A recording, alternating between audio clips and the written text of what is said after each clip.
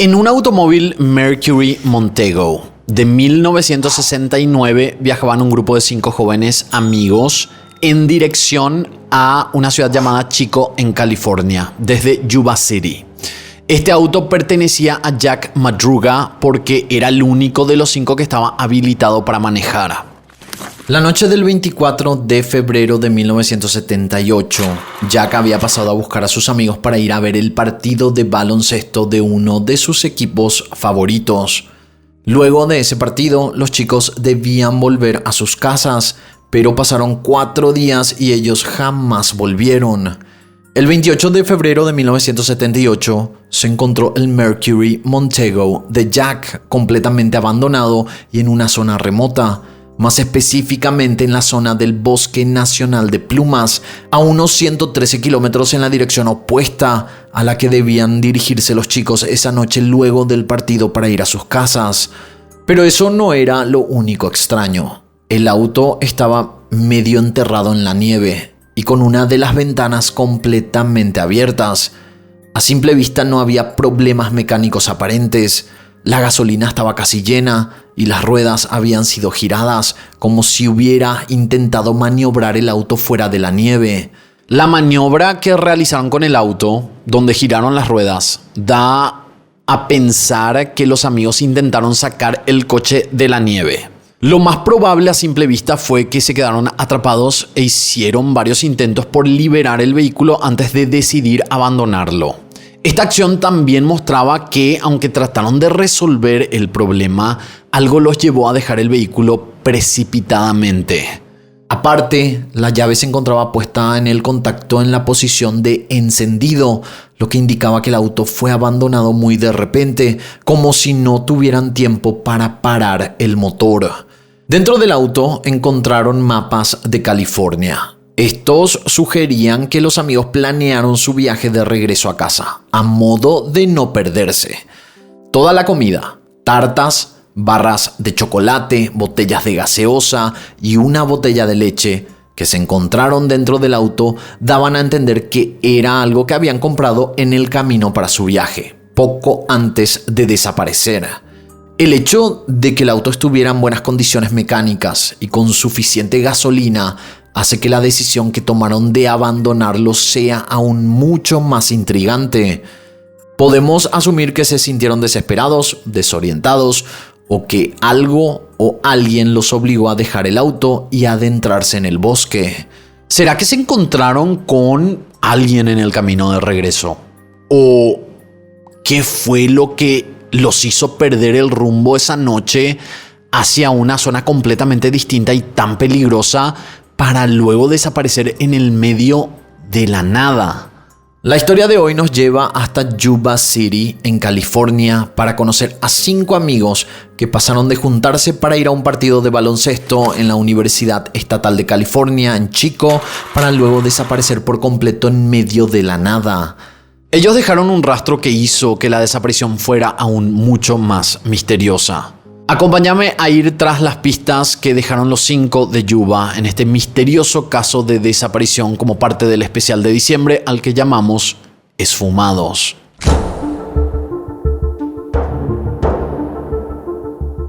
Los 5 de Yuba eran amigos cercanos que se conocieron porque eran parte de un programa para personas con discapacidades intelectuales. Este programa se llamaba el Gateway Projects en Yuba City, en California. La relación que tenían estos chicos estaba muy marcada por el amor que compartían por los deportes, pero también por las dificultades que enfrentaba cada uno de ellos por las discapacidades que tenían. Estos 5 amigos eran Gary Matthias, Jack Madruga, Jack Huet, Ted Weher y Bill Sterling. Cada uno de ellos tenía discapacidades intelectuales leves o condiciones psiquiátricas.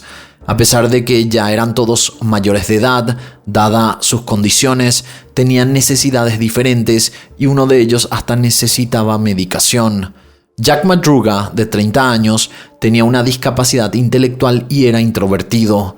Jack terminó la escuela secundaria y luego se unió al ejército de los Estados Unidos, donde incluso llegó a prestar servicio en Vietnam. Tenía ojos marrones, cabello castaño y era de complexión robusta. Trabajó como ayudante de camarero, pero lo despidieron 3 meses antes de su desaparición. William Lee Sterling, al que conocían más como Bill, tenía 29 años y era muy amigo de Jack Madruga. Bill también estaba diagnosticado con discapacidad intelectual. Vivía con sus padres y amaba los deportes. Medía 1,80 m, tenía el cabello castaño oscuro y ojos azules. Bill era muy religioso y pasaba horas en la biblioteca leyendo literatura religiosa con el objetivo de encontrar maneras de traer consuelo y espiritualidad a pacientes psiquiátricos. Buscaba la manera de utilizar la fe como una herramienta de apoyo y sanación.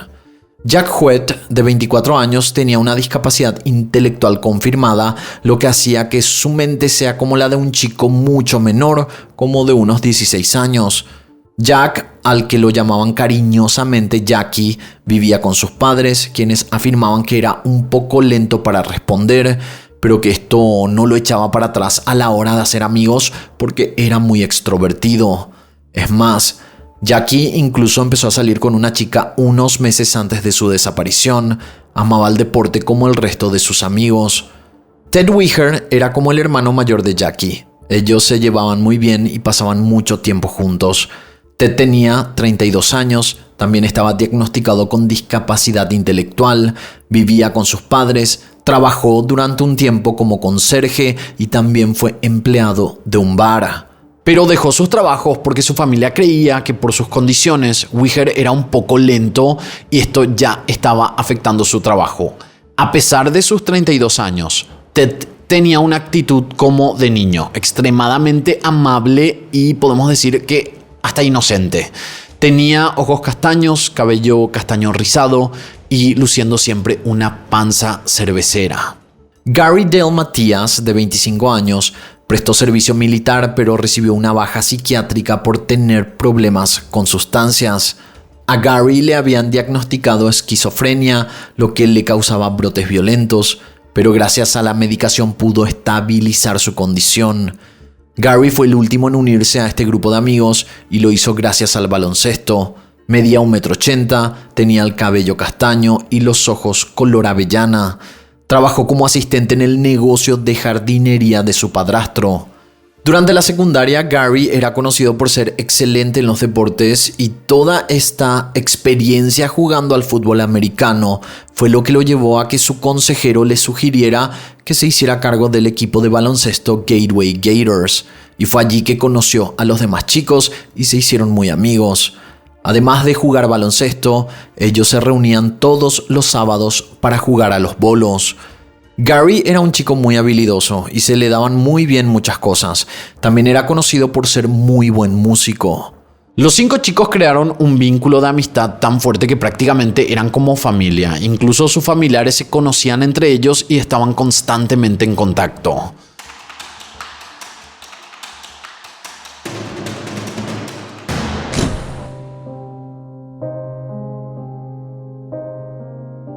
La semana en que desaparecieron los 5 de Yuba, su equipo, los Caimanes de Gateway, tenían programado un partido en un torneo patrocinado por las Olimpiadas Especiales.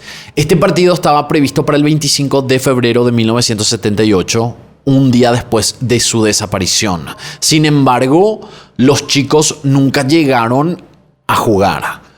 La noche del 24 de febrero de 1978, los 5 amigos fueron a ver jugar a su equipo favorito, el UC Davis, en un torneo de la Universidad Estatal de California en Chico, ubicada a 1 hora en auto de sus casas. Se sabe y se confirmó que los amigos llegaron a ver todo el partido y que después de salir de ahí se detuvieron en una tienda para comprar varias cosas como para comer y tomar algo en el camino de vuelta. 2 tartas, una barra de Snickers, otra chocolatina, 2 botellas de Pepsi y una leche.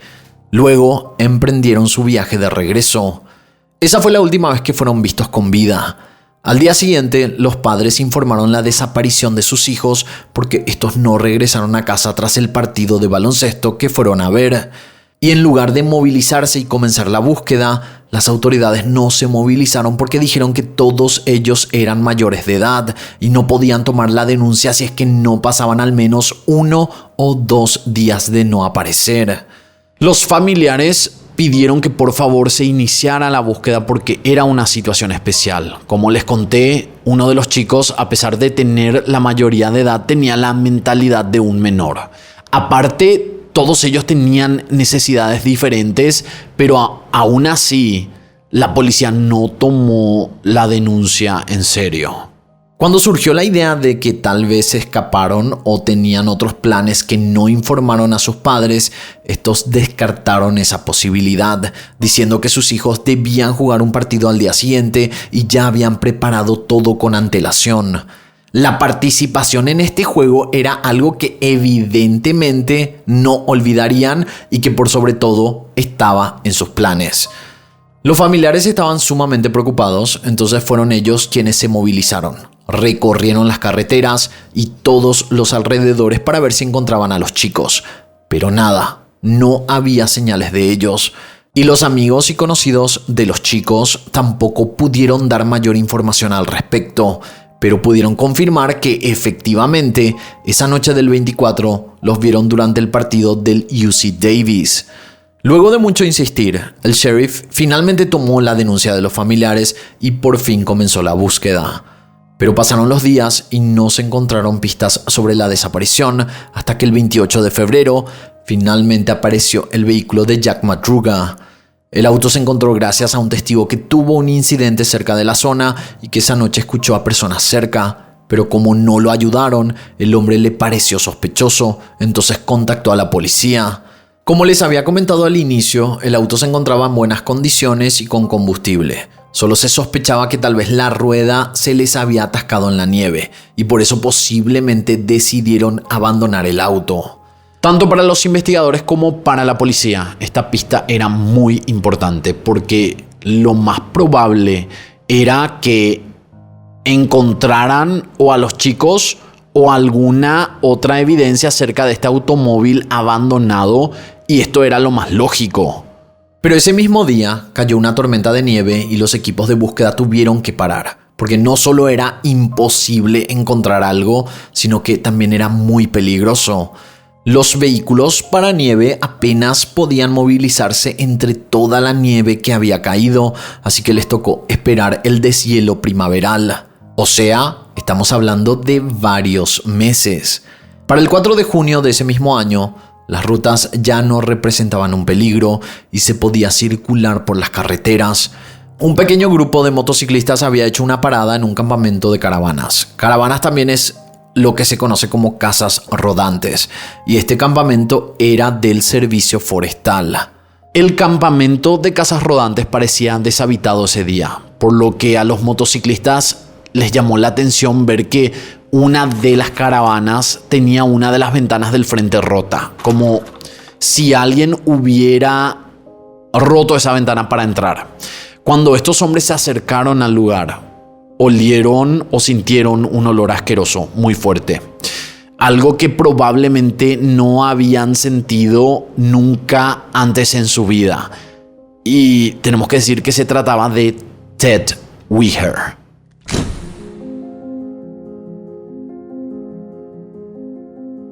La escena que encontraron dentro de la casa rodante era muy triste. Ted Weger estaba tendido en una cama dentro del remolque principal.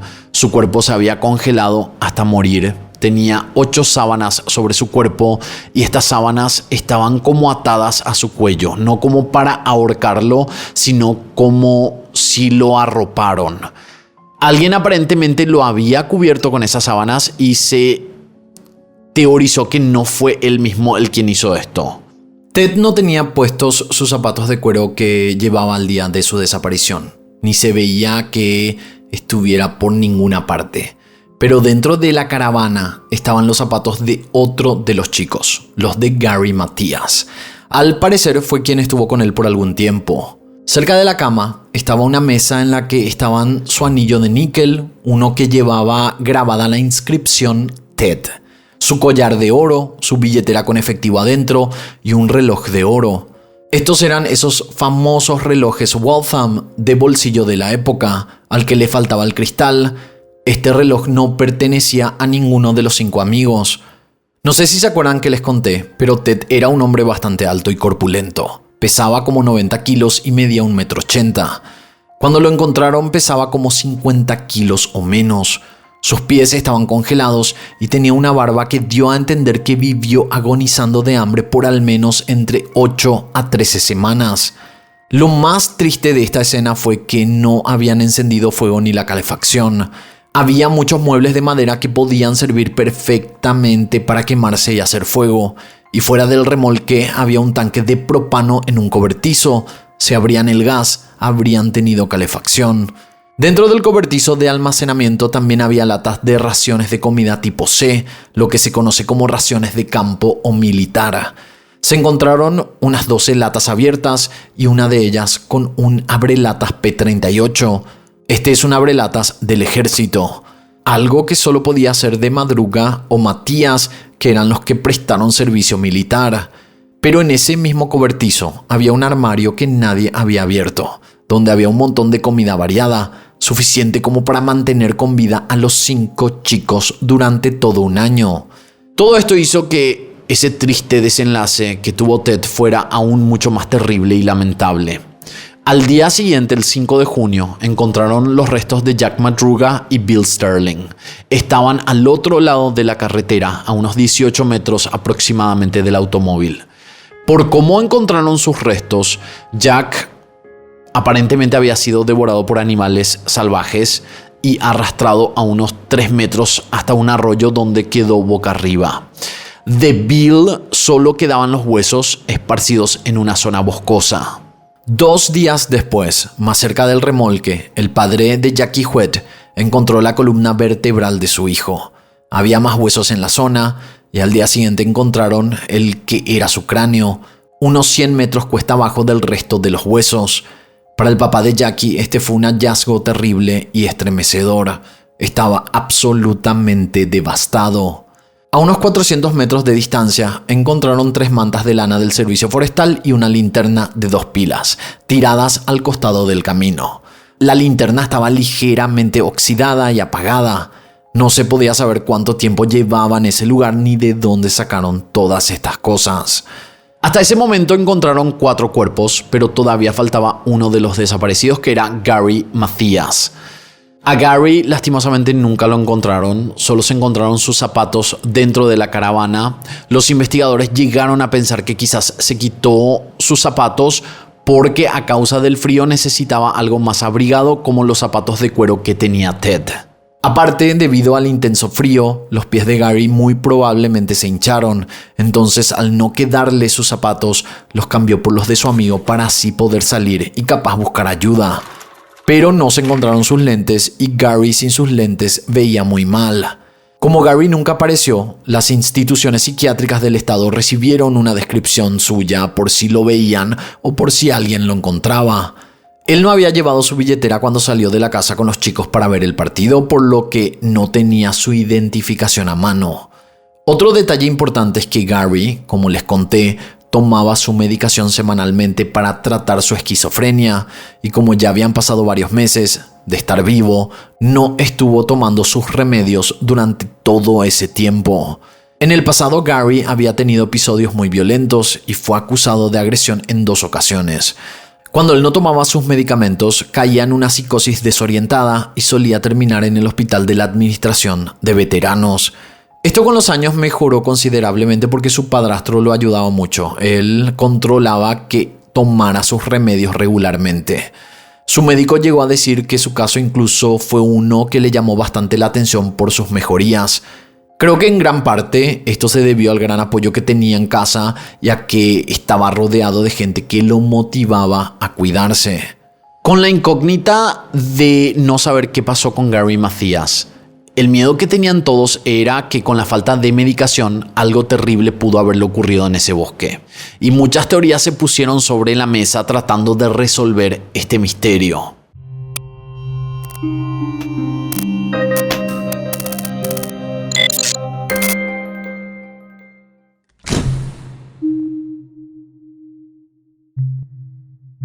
El caso de los 5 de Yuba generó muchas teorías a lo largo de los años, pero ninguna fue probada definitivamente. Algunas de las teorías más comunes incluyen que hubo un crimen, mientras que otros dicen que fue un accidente natural. Algunos sugieren que los amigos sufrieron un accidente automovilístico y que Gary Matthias, que tenía esquizofrenia, pudo sobrevivir por un tiempo antes de desaparecer. Esta teoría se basa en el hecho de que se encontraron los zapatos de Gary en el campamento de caravanas, pero no su cuerpo. Pero como les mencioné en un principio, el auto no estaba en mal estado. Otra teoría es que los amigos fueron víctimas de un crimen. Hubo un testigo, un hombre llamado Joseph Jones, de 55 años, que afirmó que vio personas cerca del automóvil la noche de la desaparición, lo que llevó a especulaciones sobre si fueron atacados o secuestrados.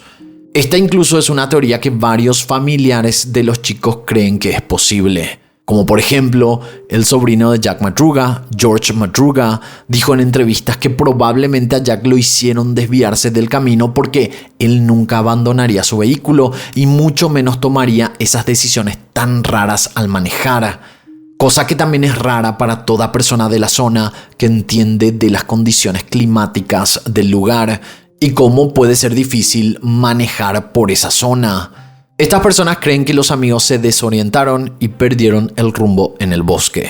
Podrían haber intentado caminar hacia la ruta y la civilización, pero no lograron encontrar ayuda a tiempo, lo que lleva a pensar que pudieron sufrir un accidente natural, como un derrumbe o un ataque de animales salvajes que los llevó finalmente a su muerte. Pero volvamos al testigo que afirmó que vio personas cerca del automóvil ese 24 de febrero. Joseph era un hombre de la zona y ese día fue por la carretera conduciendo su escarabajo, un Volkswagen, porque quería comprobar la cantidad de nieve que había en el lugar para ver si el fin de semana sería posible ir con su esposa e hija por allí. Lo que pasó a continuación fue que su auto se quedó atascado por la cantidad de nieve que cayó y al tratar de hacer un esfuerzo para liberar su vehículo, sufrió un ataque cardíaco leve. Ingresó a su vehículo y estuvo allí con el motor y la calefacción encendida hasta que en cierto momento en la noche escuchó unos silbidos cerca de la carretera. Cuando salió de su vehículo vio a un grupo de personas, unos hombres y una mujer con un bebé. Los vio porque estaban caminando fuera de un vehículo y este vehículo los iluminaba con los faros. Joseph los escuchó hablar, entonces les gritó pidiendo ayuda, a lo que este grupo de personas en vez de ayudar se callaron y apagaron las luces. Como hacía un frío terrible, Joseph se volvió a meter a su auto y se recostó un par de horas.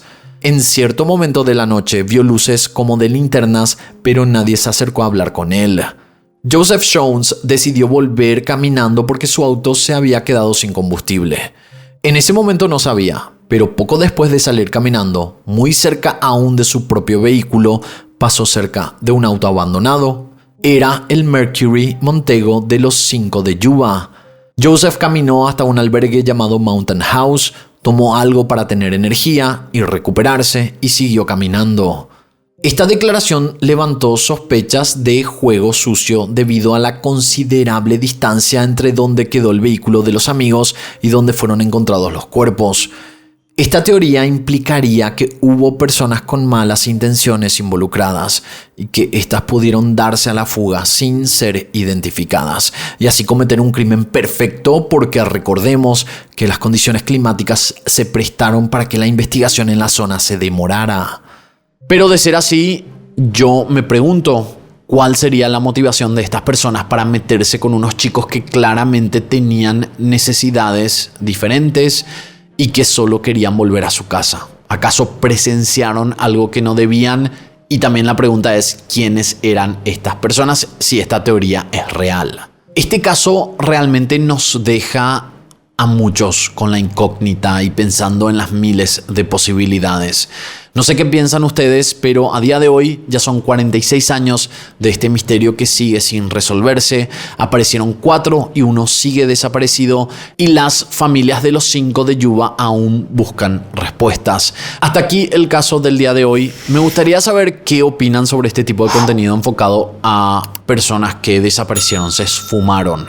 ¿Conocen algún caso como este o sobre alguien que desapareció y nunca más se volvió a saber su paradero? Si es así, espero sus comentarios aquí abajo. De esta manera nosotros nos encontraremos en la próxima historia.